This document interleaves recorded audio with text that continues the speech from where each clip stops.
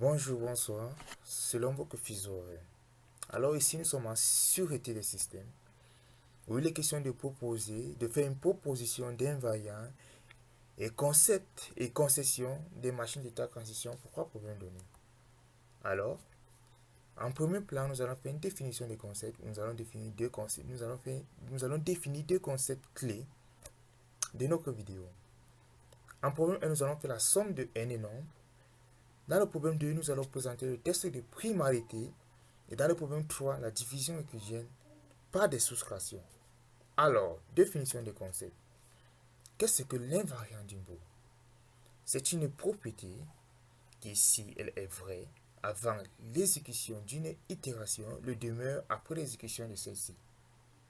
L'objectif d'une boucle d'invariant est de s'assurer que l'invariant reste valide à chaque itération de la boucle.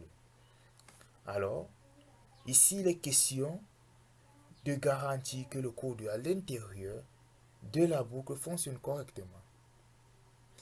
L'invariant d'une boucle donc se présente sous trois formes, ou bien en trois étapes: l'initialisation de l'invariant, le maintien de l'invariant et la terminaison.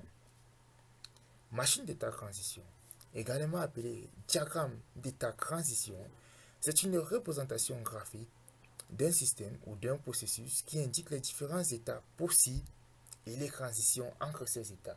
Alors, elle est utilisée pour matérialiser le comportement d'un système selon des conditions spécifiques, généralement en réponse des événements ou des entrées.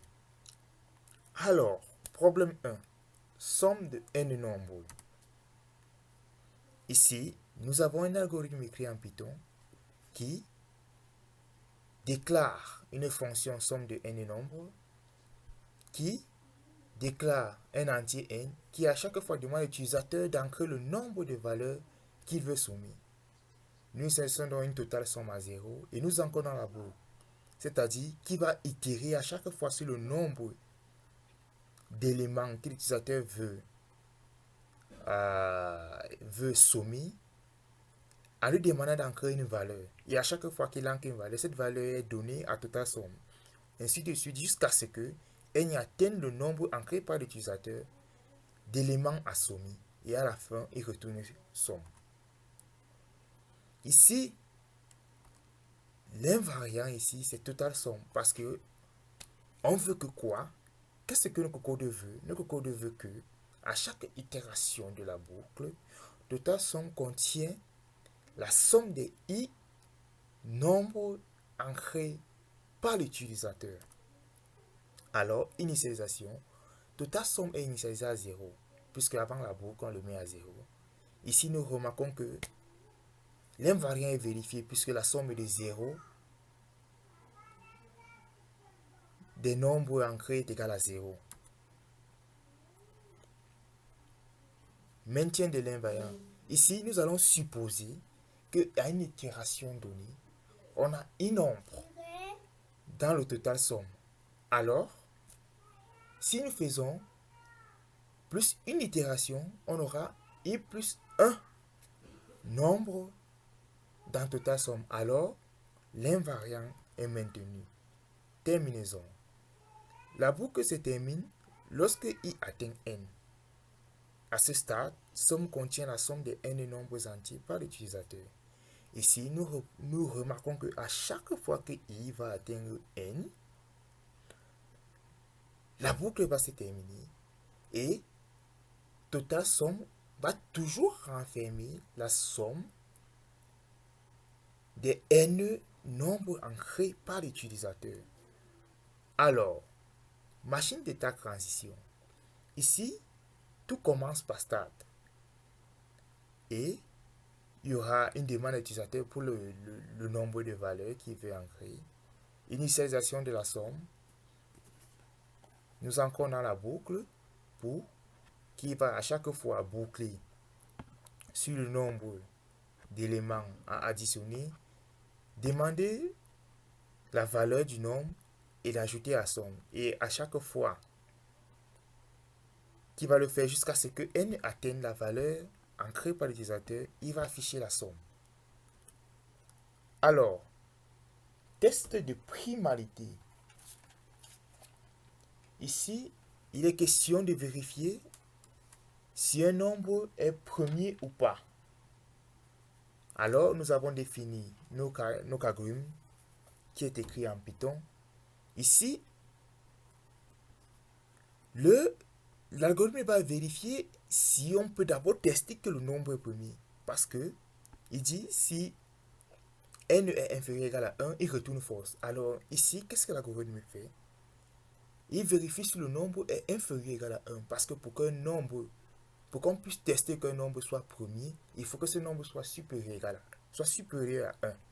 Or, si le nombre est inférieur ou égal à 1, l'algorithme s'arrête et affiche false. Maintenant, ici, nous allons faire une itération de test. Nous allons faire une itération de 2 à la racine carrée de n plus 1. Car tout diviseur de n doit être inférieur ou égal à sa racine carrée. Ici, nous allons vérifier que n est divisible par un autre nombre autre que 1 et lui-même. Dans le cas qu'il l'est, on retourne false, ça veut dire que le nombre n'est pas premier. Dans le cas où il ne l'est pas, on retourne true, c'est-à-dire le nombre est premier. Alors, invariant. Ici, à chaque itération de la boucle, le code vérifie si n est divisible par un autre nombre que 1 et lui-même. Alors, pour tous les nombres entiers i tels que i soit compris entre 2 et k. Initialisation. Avant la première itération de la boucle, lorsque k est égal à 2, l'invariant est trivial. Vérifier car il n'y a aucun nombre entier i tel que i est compris entre 2 et k. Voilà. Maintien de l'invariant. Ici, nous allons supposer que l'invariant soit vrai avant l'itération de la boucle. C'est-à-dire que le code a vérifié si n est divisible par un nombre autre que 1 et n pour tout nombre entier i tel que i compris entre 2 et k. Lors de cette itération, nous vérifions si n est divisible par k. Si n est divisible par k, la fonction retourne false. Et l'invariant est maintenu. Si n n'est pas divisible par k, l'invariant reste valide car nous n'avons pas besoin de vérifier si n est divisible par k. Alors, nous allons illustrer ça ici. Bon, ici, nous allons prendre un exemple. Exemple, on suppose que k est égal à 3. À ce stade, nous avons à vérifier si n est divisible par 2. Et comme il ne l'est pas, l'invariant est maintenu. Nous prenons k égale à 4. Nous devons vérifier si k est divisible par 4. Mais nous ne sommes pas obligés car nous avons déjà vérifié si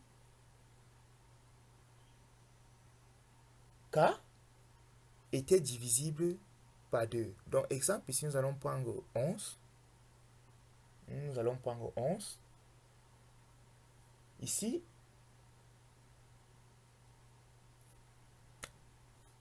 pardon,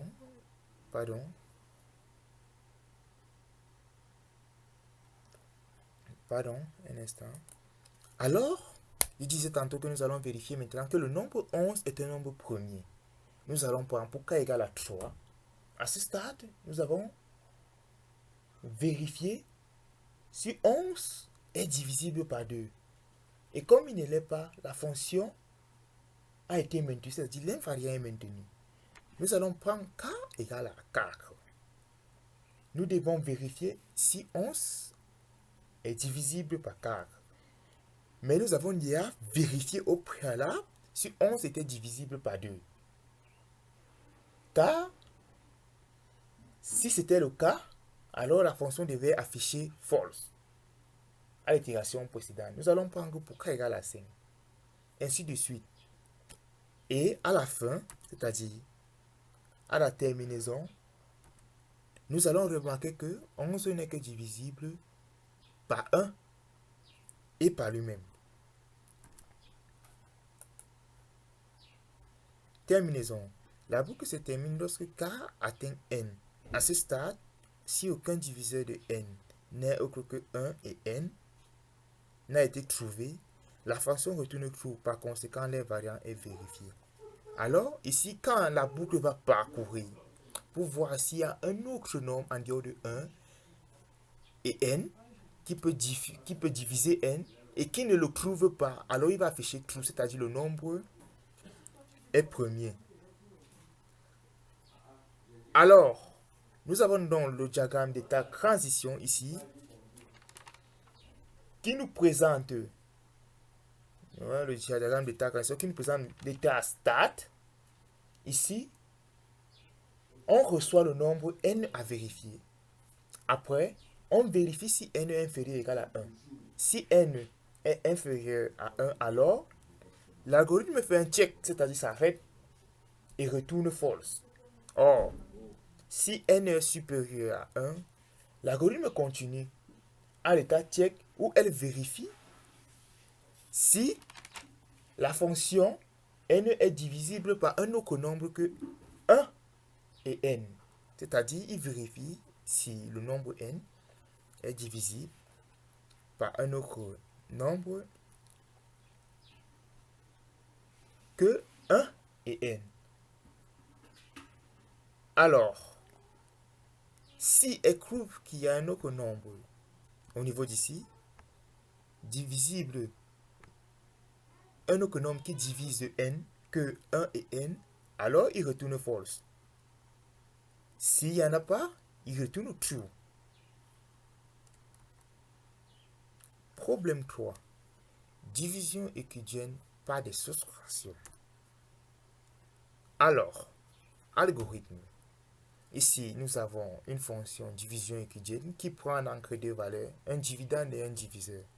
Ici, le quotient est initialisé à 0. C'est-à-dire, on va dire, tant que le dividende est supérieur ou égal au diviseur, on soustrait le diviseur au dividende et à chaque fois, on incrémente le quotient de 1. Et le reste, on affecte dividende au reste et on retourne le quotient et le reste. Alors ici, l'invariant c'est qui? L'invariant ici, c'est l'itération dividende est supérieur ou égal au diviseur.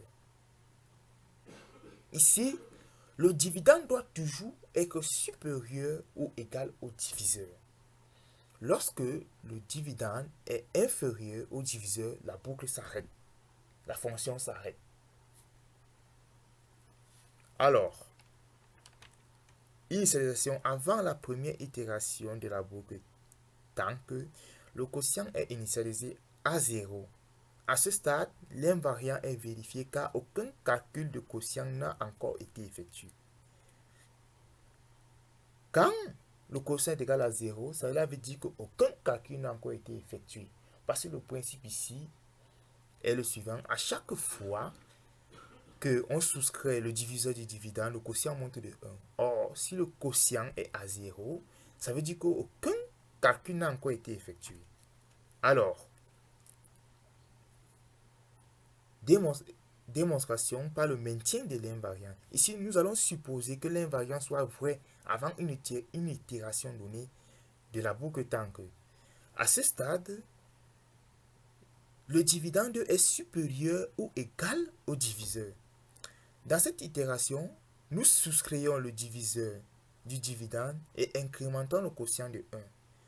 L'invariant reste valide car le dividende est toujours supérieur ou égal au diviseur après chaque itération. nous remarquons qu'ici que après chaque itération, le dividende va toujours rester supérieur au diviseur. D'où le maintien. Terminaison. La boucle vide se termine lorsque le dividende devient inférieur au diviseur. À ce stade, nous avons effectué toutes les soustractions possibles et le reste est assigné à la valeur du dividende. Le quotient et le reste sont retournés par la fonction.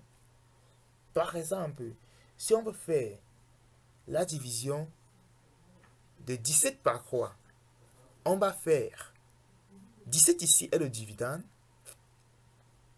et 3 le diviseur. On va faire 17 moins 3 qui va donner 14. Le quotient va prendre plus 1. C'est-à-dire ça fait 0 plus 1, 1. 14 est encore supérieur à 3. On va faire 14 moins 3. Il va rester 11. Le quotient s'incrémente. Il passe à 2.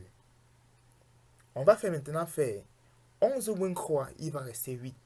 Le quotient s'incrémente. Il passe à 3. 8 moins 3. Il reste 5. Le quotient s'incrémente. Il passe à 4. 5 moins 3. Il reste 2. Le quotient s'incrémente. Il passe à 5. Or, le dividende qui est resté 2 est maintenant inférieur au diviseur qui est égal à 3. La fonction s'arrête et retourne D qui est égal à 2 et Q qui est égal à 5. Alors, machine d'état transition. Ici, nous avons un début start et nous avons une fonction qui vérifie à chaque fois si le dividende est supérieur ou égal au diviseur. Après vérification, il y a soustraction du diviseur sur le dividende et il y a incrémentation du quotient. Et le cycle est répété jusqu'à ce que le dividende soit inférieur au diviseur. Et la machine passe à l'état fini et retourne la valeur du dividende et du quotient. Alors, c'était donc tout pour cette vidéo. Et nous vous remercions d'avoir été attentifs, de nous avoir écoutés. Et n'oubliez pas de liker, de poser vos questions. Nous vous revenons à bientôt. Merci et bon week-end à vous.